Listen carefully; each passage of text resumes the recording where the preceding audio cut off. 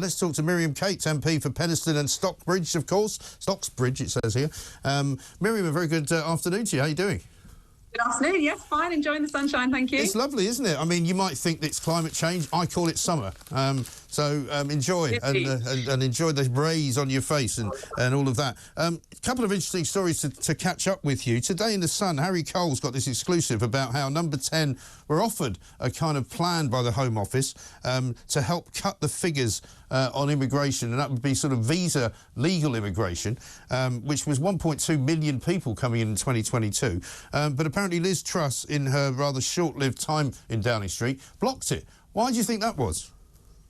Well, I don't know any more about the report than I've read in The Sun, as you have. So I don't know the answer to that. But obviously I can speculate, which is that whilst the Home Office clearly were onto something in spotting that we haven't fulfilled this manifesto commitment to bring immigration down and made some suggestions as to how we can do that. Clearly, there are others within government, we know certainly within Treasury, who very much want to keep net migration figures high because it makes the figures on our GDP look better. And, you know, there are some arguments about skill shortages, which I'm sure we can get into. So I don't know why that plan was rejected. And obviously, you know, Liz Truss was not in office for very long. I don't know how much consideration this was given. Yeah. But for probably one of the reasons that we can guess to do with GDP or workforce, the plan was rejected. Yeah. I mean, there do seem to be two different narratives going on here about immigration, don't there? Because there are those, like people from the CBI, big businesses, some people in the Tory party who believe that bringing in more people from other countries is good for the economy, whereas other people in the Tory party, we spoke to Lord Lilly a little while ago,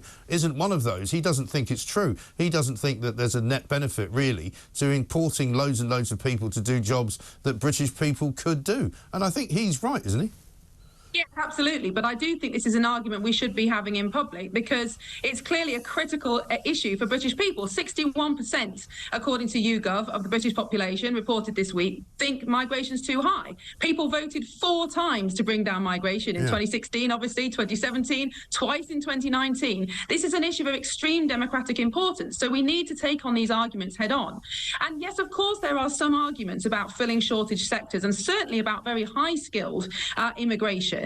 Look at what net migration has done to our economy. Yes, it's grown the overall size, if you like, the turnover of our economy, but actual GDP per capita, how well off ordinary people are, has been stagnant for a long time. And of course, that makes sense because if employers can just turn on the taps and import cheap labour, why would they invest in the kind of skills, capital, machinery, technology that really make our country a more productive place? Of course they wouldn't. And the care sector is an obvious place. We know there are issues in the care sector. That's why we've got this visa scheme, but there's still many thousands of vacancies despite the fact that we've got these visa schemes. Why is that?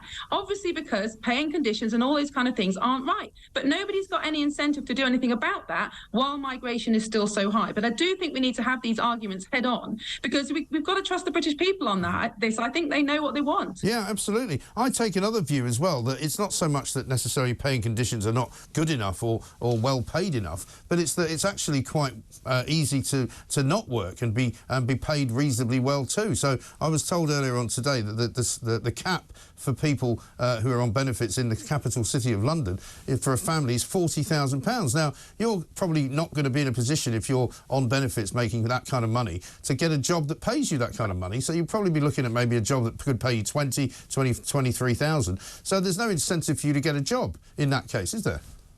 Yeah, there are some very complex interactions between tax and benefits and rent and things like that that create kind of cliff edges, I suppose, in our economy. So for people at different income levels, it's often not worth working because the amount of money you'll then lose in tax and lost benefits mean that it's not worth it. We absolutely need to relook at this because it clearly is disincentivizing some people from working at all, some people from working more hours, some people from taking promotions. We've got to look at that because there are 5 million people in this country who are economically inactive. Now, some of those are well off and don't want to work, fine. Some of them can't afford to work for all the reasons you've just said. So before reaching for migration, for workers from abroad, we should be looking at our own population and how can we get those people who want to back into work.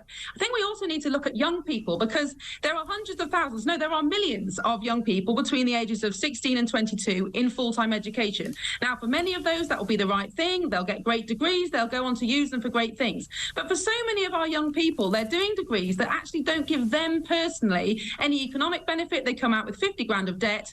And then what are the skills that they've got for work? Why don't we get them working earlier, contributing to the economy, learning really important skills that will set them on much better off for the rest of their life? There's lots of different things we can look at, but we've got to have this argument. Is net migration good for our economy? No, not on that scale. Yes. And also, it'd be nice to find some people under the age of 25 who want to work actually more than 2 hours a week and will have a nice work-life balance for about 50 grand, because some of them seem to think that that's what they should be deserving of, having come out of university with a qualification that means naff all.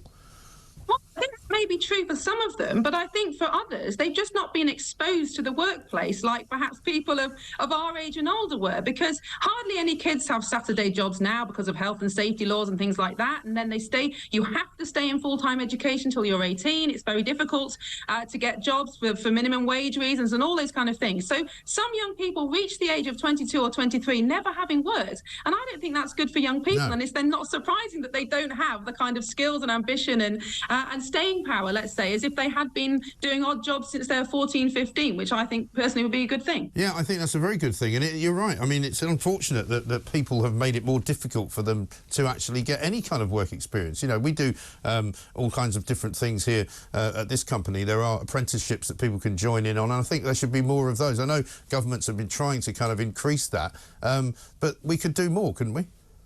Yes, absolutely. And I think there's a whole bit of work to be done, really, looking at skills and education, and that's one of the things that our new Conservatives group is going to look at next. We did this big paper on immigration. Now we're going to look at skills, and I think the whole thing, the whole state of our economy is all interconnected, isn't it? Low productivity, maybe too many people going to university, not enough investment in skills. It's all part of one big whole of a kind of 30-year economic model that isn't really working, and we desperately need to change. And I think people did vote for that change in 2019, and so we need to very rapidly start to fulfil those commitments. Yeah, absolutely right. And what about the House of Lords? Just give them a mention just before we leave you. Archbishop Wokebury, as I like to call him, from Canterbury, has been trying to sort of throw a wedge into the Rwanda plan. He talks about wanting to change the migrants bill. Is that going to frustrate the government, do you think? Well, clearly is frustrating the illegal migration bill, and obviously this is a hugely important bill. We've been talking about legal migration just now, but everybody is so aware of the issues around illegal migration, the small boats crisis, if you like. I think 45,000 people arrived last year. Yes, a few of these people are absolutely refugees. They need help, but so many have been trafficked or come here for criminal reasons. We've got to get a grip on it. We've promised to do it, and it is disappointing that the House of Lords are so clearly trying to stop this happening. And I do think the House of Lords has its place. They often do very good job of scrutiny of legislation. I wouldn't abolish it, but I think it is disappointing when they're standing in the way of something that is so clearly a democratic mandate.